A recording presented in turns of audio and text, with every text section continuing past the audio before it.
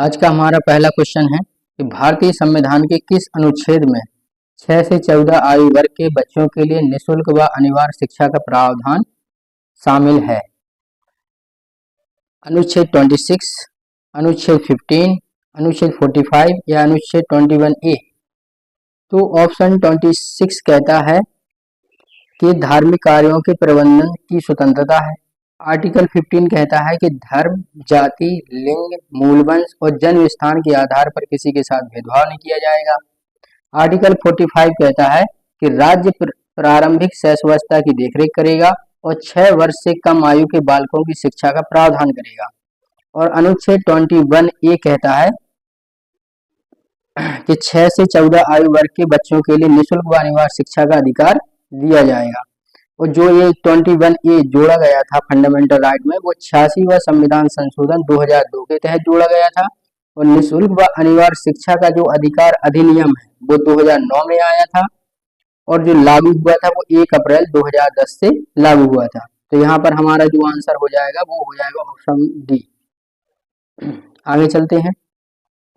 Next है, क्रेसमर ने व्यक्तित्व को निम्न में से किस प्रमुख प्रकार में वर्गीकृत किया है। आप जानते होंगे कि क्रेसमर ने शरीर रचना की दृष्टि से व्यक्तित्व को 3 भागों में विभाजित किया है। तो वही बताना है कि उनमें से कौन है, कृशकाय, सुडौलकाय, गोलकाय या उपरोक्त सभी। तो ये सभी है। नेक्स्ट है, टीएटी का उद्देश्य निम्न में से किसका मापन करता है। टीएटी आप जानते होंगे ये क्षमता मापने का है। तो पहला है बौद्धिक क्षमता मापने का परीक्षण है, या अभिक्षमता का मापने का, या अभिवृत्ति का, या मूल्य का।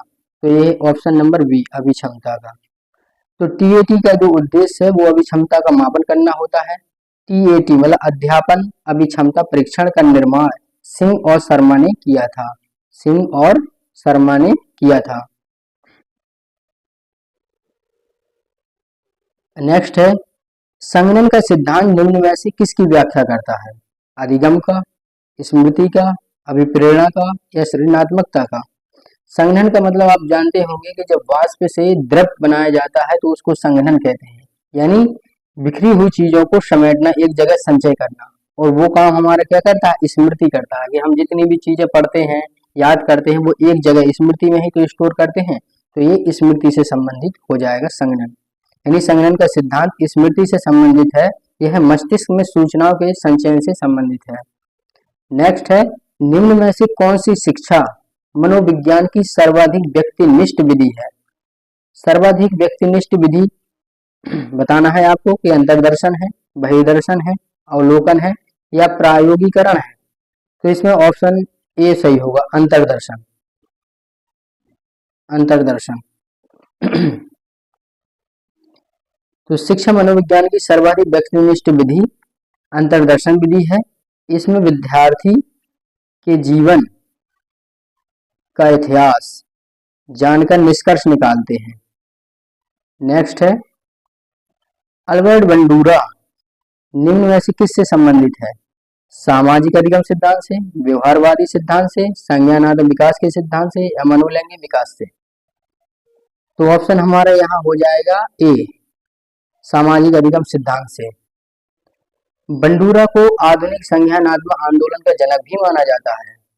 और जो व्यवहारवादी सिद्धांत है इससे थॉर्नडाइक, स्किनर, पावलोव, ये व्यवहारवादी सिद्धांत से संबंधित है। संज्ञानात्मक विकास का सिद्धांत ये जीन पियाजे ने दिया था।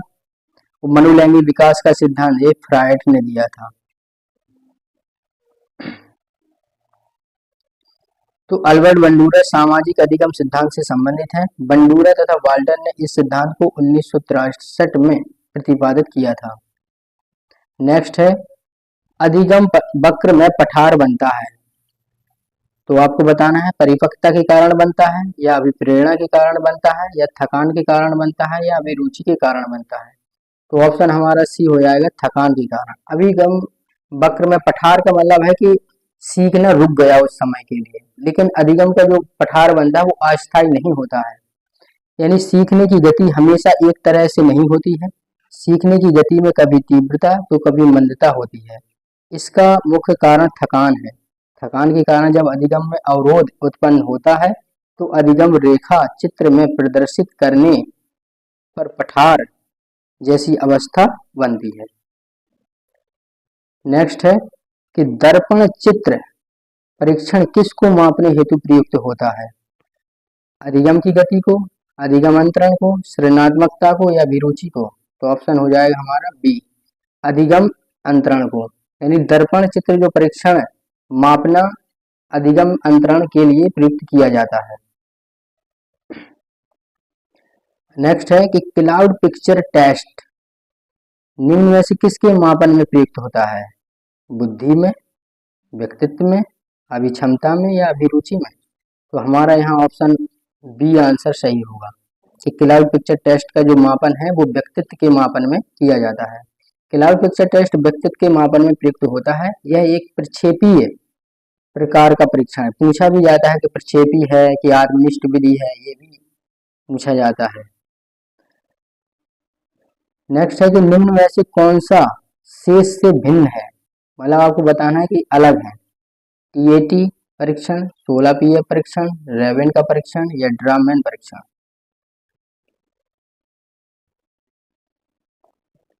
टीएटी परीक्षण, 16 पीए परीक्षण और रेवेन का परीक्षण ये व्यक्तित्व परीक्षण से संबंधित है। ओ सॉरी, टीएटी, 16 पीएफ और ड्रामैन परीक्षण व्यक्ति से संबंधित है, जबकि रेवेन का परीक्षण अशाब्दिक परीक्षण है। रेवेन का परीक्षण कैसा है? अशाब्दिक परीक्षण। यहाँ पर हमारा आंसर क्या हो जाएगा? C option is the right answer. Next है 7, 8, 9, 10, 11, 12 की माध्यिका क्या है? माध्यिका आप जानते हैं कि मध्य का पद।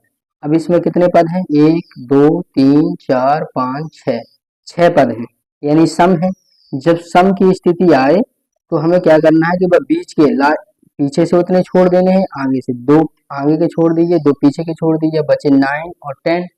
जब हम 10 प्लस 9 को ऐड करेंगे और डिवाइड 2 से करेंगे तो जो 19 आएगा और 19 को हम 2 से मल्टीप्लाई करेंगे तो कितना आएगा? 955 आएगा, आ जाएगा। तो हमारा आंसर क्या हो जाएगा? 9.5, डी आंसर। नेक्स्ट है कि सूझ या अंतर्दृष्टि के सिद्धांत का प्रतिपादन किसने किया था? थॉर्नडाइक ने किया था, गेस्टाल्टवादी मनोवैज्ञानिक ने किया था, हैगार्डी ने किया था या स्किनर ने किया था? तो सूझ या अंतर्दृष्टि का सिद्धांत का प्रतिपादन गेस्टाल्टवादी मनोवैज्ञानिकों ने किया था। इसमें 3 मनोवैज्ञानिक आते हैं गेस्टाल्टवादी में, कोहलर आते हैं, बर्दीमर आते हैं, कोफाय आते हैं। ये 3 आते हैं। अगर इसमें कोहलर दिया रहता तो ऑप्शन कोहलर भी रहता। यानी अधिगम से संबंधित सूझ या अंतर्दृष्टि का सिद्धांत का प्रतिपादन गेस्टाल्ट मनोवैज्ञानिकों ने किया है, जिसमें वुल्फगैंग कोहलर, कुर्ट कोप्फा प्रमुख हैं। मैकडूगल के अनुसार प्रत्येक मूल प्रवृत्ति से संबंध होता है। तो आप जानते हैं कि मैकडूगल ने 14 मूल प्रवृत्तियां दी हैं, उनकी 14 ही संवेग दिए हैं। तो ये किससे संबंधित हो जाएंगे? मूल प्रवृत्तियां संवेग से संबंधित। Option number B is the right answer.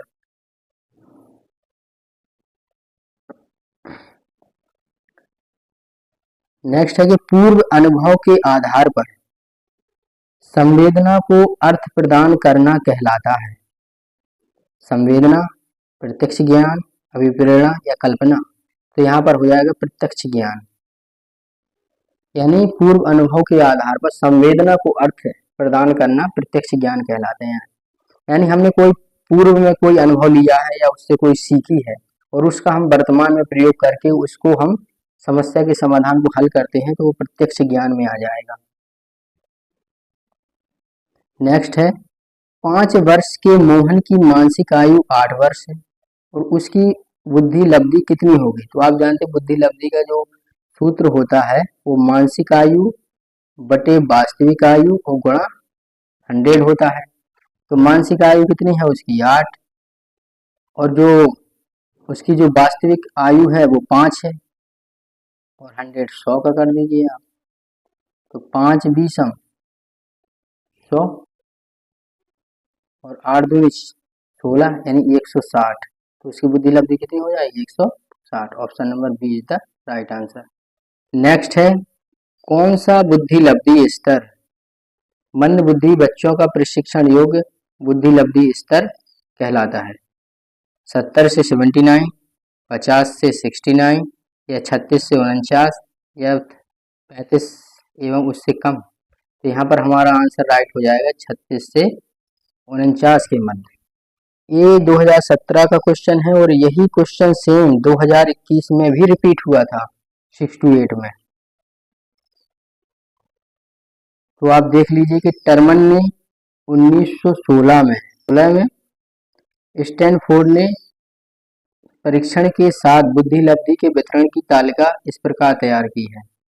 अगर 130 से जिसका IQ लेवल कम है या उससे मतलब 130 से अधिक है तो वो प्रतिभाशाली में आएगा। 121 और 130 के मध्य है तो वो प्रखर बुद्धि में आएगा। 111 से 120 के मध्य है तो वो तीव्र बुद्धि में आएगा। 91 से 110 के मध्य है तो वो सामान्य बुद्धि में आएगा। 81 और 90 के मध्य है तो वो मंद बुद्धि में आएगा। 71 और 80 के मध्य है तो वो अल्प बुद्धि में आएगा और 71 से कम है तो वो जड़ बुद्धि में आएगा। लेकिन अभी हम जो आंसर लगा के आए हैं वो 36 और 49 है। अब सोच रहे होंगे इसमें तो मंद बुद्धि का 81 से 90 के मध्य है ना? ऐसा नहीं, ये बुद्धि का परीक्षण है, वो स्तर है कि प्रशिक्षण योग्य का स्तर क्या होगा, वो स्तर पूछ रहा है। इसीलिए तो वो पूछता है, वो 2 बार रिपीट किया है उस क्वेश्चन को। 2021 में भी वही सेम क्वेश्चन रिपीट हुआ था। तो ऐसा नहीं है कि क्वेश्चन रिपीट नहीं होते, बहुत ज्यादा क्वेश्चन रिपीट होते हैं। इसलिए PYQ करना टैट सुपर टैट में बहुत ज्यादा जरूरी है क्योंकि क्वेश्चन रिपीट होते रहते हैं।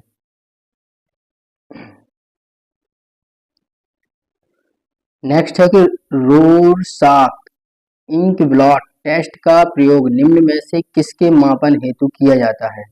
आपको बताना है व्यक्तित्व के मापन के लिए या बुद्धि के मापन के लिए या अभिरुचि के मापन के लिए या क्षमता के मापन के लिए। तो राइट आंसर क्या हो जाएगा? ए, व्यक्तित्व के मापन के लिए। तो रोरशाक इंक ब्लॉट टेस्ट का प्रयोग व्यक्तित्व के मापन हेतु किया जाता है। यह एक प्रक्षेपी विधि, ये जरूर याद रखा कीजिए कि प्रक्षेपी विधि है या आत्मनिष्ठ विधि है या अंतरदर्शन विधि है, ये भी पूछा जाता है। इसका निर्माण किसने किया था? हरमन रोरशा ने 20वीं शताब्दी के प्रारंभ में किया था। तो इसमें क्या याद रखना है कि रोरशॉक इंक ब्लॉट टेस्ट एक प्रक्षेपी विधि है और ये हरमन के द्वारा दिया गया था और इसके द्वारा व्यक्तित्व का मापन किया जाता है बस। नेक्स्ट है निम्न में से कौन सा विस्मृति का कारण नहीं है? आपको बताना है कि जो 4 ऑप्शन दिए हैं उसमें एक ऑप्शन ऐसा है कि जिसको हम रिपीट करते हैं तो हमें विस्मरण नहीं होता है, क्योंकि पूछ रहा है कि विस्मृति का कारण नहीं है, यानी हमें चीजें हमेशा के लिए याद रहें, इसके लिए हम क्या करें? तो क्या ये सीखने की कमी की वजह से या स्मरण करने की इच्छा से या मानसिक द्वंद या सीखने की दोषपूर्ण विधियों से? देखिए, जब सीखने में कमी रहेगी तो हमें चीजें याद नहीं रहेंगी और मानसिक द्वंद रहेगा, जैसे हम पढ़ रहे हैं और चीजें हमारी क्या बाहरी चल रही हैं कि इसने हमारे साथ क्या किया, हमारे किससे झगड़ा हो गया, उसने ऐसा बोला वैसा बोला, यानी मानसिक द्वंद रहेगा तो वो याद नहीं रहेंगी चीजें। वो सीखने की दोषपूर्ण विधियां, यदि हम गलत तरीके से सीख रहे हैं, गलत चीज तरीके से पढ़ रहे हैं तो याद नहीं रहेगा। लेकिन हमने जो पढ़ा है अच्छे तरीके से और उसको बार बार स्मरण कर रहे हैं तो वो हमेशा याद रहेगा। जैसे option number B is the right answer, स्मरण करने की इच्छा। यानी विस्मृति या विस्मरण सीखने में कमी, मानसिक द्वंद तथा सीखने की दोषपूर्ण विधियों के कारण होता है। तो नेक्स्ट है हमारा वह विज्ञान जो संख्यात्मक प्रदत्त को एकत्र करने, विभाजित करने, प्रस्तुत करने, तुलना करने और व्याख्या करने की विधि से संबंधित है कहलाता है सांख्यिकी, गणित, ज्यामिति, संभाव्यता। तो ऑप्शन ए सांख्यिकी। तो नेक्स्ट है हमारा कि पिछड़े बच्चों के लिए शैक्षिक लब्धि की अवधारणा किसने दी है? अभी हम जो पढ़ के आए हैं वो बुद्धि लब्धि थी, ये शैक्षिक लब्धि पूछ रहा है। तो शैक्षिक लब्धि की अवधारणा किसने दी थी? गॉर्डन ने, सोनेल ने, वर्टन हॉल ने या सिरिल वर्ट ने? तो ऑप्शन हमारा D is the right answer, Cyril Burt ने। यानी पिछड़े बच्चों की शैक्षिक लब्धि की जो अवधारणा दी थी वो सिरिल वर्ट ने दी थी। और इन्होंने जो चार्ल्स स्पीयरमैन के परीक्षण बैटरी का उपयोग किया था, इसी के आधार पर 1913 में पिछड़े बच्चों के लिए शैक्षिक लब्धि की अवधारणा दी थी। नेक्स्ट है हमारा, निम्न में से कौन सा एक उत्तम परीक्षण की विशेषताओं से भिन्न है। यानी एक परीक्षण की, ये कोई भी परीक्षण है उसकी एक अपनी विशेषताएं होती हैं, तो बताना है कि उनमें से कौन सी परीक्षण की विशेषता नहीं है। ऑप्शन है विश्वसनीयता, वैधता, वस्तुनिष्ठता, अभिक्षमता। तो ऑप्शन डी अभिक्षमता। क्यों अभिक्षमता परीक्षण से संबंधित नहीं है। परीक्षण से संबंधित विश्वसनीयता भी होता है, वैधता होता है, वस्तुनिष्ठता होता है, विभेदकता होता है, प्रमापीकरण होता है, व्यापकता होता है, विशिष्टता होती है, व्यवहारिकता होती है। ये सब परीक्षण की उत्तम विशेषताओं में आते हैं, जबकि अभिक्षमता परीक्षण की विशेषताओं में नहीं आता है। नेक्स्ट है हमारा कि निम्न में से कौन सा बुद्धि का सिद्धांत नहीं है। आपको बताना है कि एक तत्व का सिद्धांत बुद्धि का सिद्धांत नहीं है, या द्वितत्व का सिद्धांत नहीं है, या प्रत्यागमन का सिद्धांत नहीं है, या बहुतत्व सिद्धांत नहीं है। तो ऑप्शन सी प्रत्यागमन का सिद्धांत बुद्धि के सिद्धांत नहीं है। बुद्धि के एक तत्व सिद्धांत का जो समर्थन है वो बिने, टर्मन तथा स्टर्न जैसे मनोवैज्ञानिकों ने दिया था। और द्वितत्व का सिद्धांत का प्रतिपादन स्पीयरमैन ने, बहुतत्व का सिद्धांत का प्रतिपादन हार्वर्ड गार्डनर ने किया था, जबकि प्रत्यागमन का सिद्धांत आनुवांशिक से संबंधित है। नेक्स्ट है हमारा कि निम्न में से कौन सी एक अंतःस्रावी ग्रंथि नहीं है। तो एड्रिनल ग्रंथि, पीयूष ग्रंथि, लार ग्रंथि, या थायराइड ग्रंथि। तो आपको इन चारों ऑप्शन में बताना है कि अंतःस्रावी ग्रंथि नहीं है। तो अंतःस्रावी ग्रंथि लार ग्रंथि नहीं होती है। अंतःस्रावी ग्रंथियां वे होती हैं जो हार्मोन को रिलीज सीधे ब्लड में करती हैं। उनके लिए कोई स्पेसिफिक नली नहीं होती है। जैसे लार के लिए वो ब्लड में नहीं जाती है, वो हमारे मुंह में एक पर्सनल पर्टिकुलर जगह पे खुलती है, वो होती है बहिर ग्रंथियां, बहिर्स्रावी ग्रंथियां। अंतःस्रावी क्या होती है, जो सीधे ब्लड में रिलीज करते हैं वो लोग। ऑप्शन है वो, अगला क्वेश्चन है, पियाजे के अनुसार संज्ञानात्मक विकास की द्वितीय अवस्था है। आप जानते हैं कि पियाजे ने संज्ञानात्मक विकास में 4 अवस्थाएं दी थी, और उनमें से बताना है कि दूसरी अवस्था क्या है। तो ऑप्शन है ज्ञानेंद्रिय अवस्था, औपचारिक संक्रियात्मक अवस्था, पूर्व संक्रिया की अवस्था, मूल संक्रिया की अवस्था। तो यहाँ पर जो ऑप्शन हो जाएगा वो हो जाएगा सी, पूर्व संक्रिया की अवस्था। पियाजे के अनुसार संज्ञानात्मक की 4 अवस्थाएं होती हैं। पहली है संवेदी गामक अवस्था, जिसे सेंसर मोटर स्टेज, जिसकी समय होता है 0 से 2 वर्ष। दूसरी अवस्था होती है पूर्व संक्रियात्मक अवस्था, प्री ऑप्शनल स्टेज, 2 से 7 वर्ष। और तीसरी होती है मूर्त संक्रियात्मक अवस्था, कॉन्क्रीट ऑपरेशंस स्टेज, 7 से 11 वर्ष। चौथी होती है औपचारिक संक्रिया अवस्था, फॉर्मल ऑपरेशन स्टेज, 11 से 14 वर्ष। तो इनको आप याद रखिएगा, बहुत इंपॉर्टेंट है ये, बहुत इंपॉर्टेंट है ये। नेक्स्ट है कि शारीरिक विकास को प्रभावित करने वाला कारक कौन सा है। ऑप्शन है वंशानुक्रम, वातावरण, खेल तथा व्यायाम, और उपरोक्त सभी। यानी वंशानुक्रम से भी हमारा शारीरिक विकास क्या हो सकता है, प्रभावित हो सकता है, तो ये भी सही है। वातावरण से भी हमारा शारीरिक विकास प्रभावित हो सकता है, हम खुले वातावरण में रहते हैं, मंद वातावरण में रहते हैं, वहाँ का एनवायरनमेंट कैसा है, तो वो भी हमारे यहाँ शारीरिक विकास को प्रभावित, तो ये भी सही है। खेल और व्यायाम, तो ये तो शारीरिक विकास के लिए बहुत ही जरूरी है, यानी तो option D is the right answer, कि सभी उपरोक्त सभी ये है जो हमारे शारीरिक विकास को प्रभावित कर सकते हैं।